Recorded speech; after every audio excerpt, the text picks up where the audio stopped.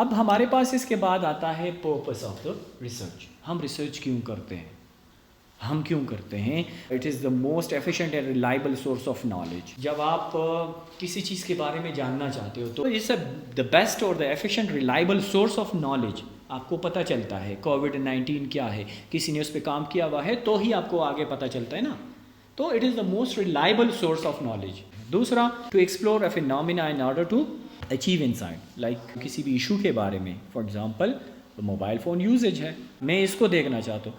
तो जब हम किसी भी फिनोमिना को डीपली अंडरस्टैंड करना चाहते हैं तो हम रिसर्च करते हैं उस पर, ठीक है।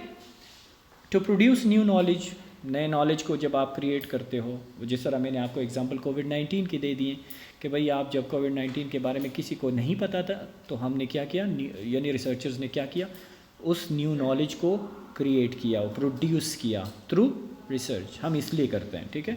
हम न्यू इन्वेंशंस डिज़ाइन करते हैं। न्यू इन्वेंशंस जब बनते हैं, लाइक आप in the field of technology देख लें, नई गाड़ियाँ आती हैं, मोबाइल फ़ोन्स आते हैं, ये रिसर्च के थ्रू ही आती हैं, उसमें इनोवेशंस होते हैं, ठीक है। ये सारा कुछ जो है रिसर्च का ही हिस्सा है। नेक्स्ट हमारे पास है कि हम सॉल्व करते हैं प्रॉब्लम्स को, जो प्रैक्टिकल प्रॉब्लम्स हमारी सोसाइटी में एग्जिस्ट करती हैं, ठीक है। डोमेस्टिक वायलेंस है for example, increase divorce ratio अगर मिसाल के तौर पे हम कहते हैं, तो हम ये मुख्तलिफ सॉल्यूशंस के लिए हम रिसर्च करते हैं। और लेकिन फॉर्मली सिस्टमेटिकली ये नहीं है सीधा ऑनलाइन चले जाते हो, गूगल पे सर्च करते हो और आप कहते हो कि भाई मैंने रिसर्च किया, नहीं, ऐसा नहीं होता, ठीक है। वो आपका सिर्फ सर्च ही होता है। टू प्रोड्यूस न्यू पॉलिसीज़, कैसे?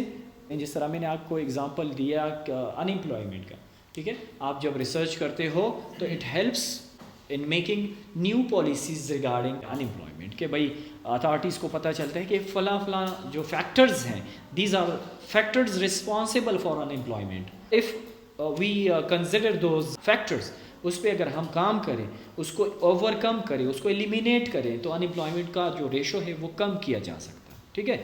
तो उसके हवाले से फिर अथॉरिटीज़ क्या करते हैं, पॉलिसीज़ बनाते हैं, ठीक है। नेक्स्ट के सर्टन हाइपोथेसिस को टेस्ट करने के लिए हम जो है क्या करते हैं, रिसर्च करते हैं। हाइपोथेसिस क्या होती हैं कि हमारे माइंड में किसी भी चीज़ के बारे में जो हमारे अजम्पशंस होते हैं, जो हमारी अपनी एक राय होती है, उसको टेस्ट करने के लिए भी हम करते हैं। यार लोग मोबाइल फ़ोन का इस्तेमाल क्यों करते हैं, या ये लोग इंस्टा को क्यों यूज़ करते हैं, वजह क्या है ये, या हम फिर ये कहते हैं कि भाई लोग इंस्टा को अपनी पर्सनल आइडेंटिटी के लिए इस्तेमाल करते हैं, ये मेरी अपनी एक राय है।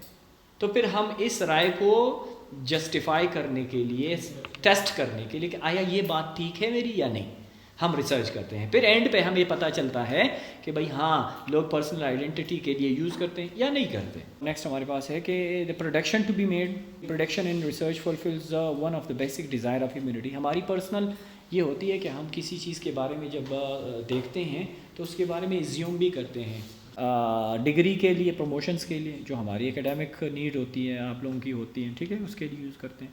और existing knowledge, to contribute to the existing knowledge और सोसाइटी, फिर वही बात है जो हमने इसके डेफिनेशन में पढ़ा कि add something to the existing, और to keep us updated regarding, वही किसी भी इशू को ले लें तो जब आप उसके बारे में आप उसको अपडेट करना चाहते हैं अपने आप को, अपनी नॉलेज को, तो हम क्या करते हैं, हम रिसर्च करते हैं।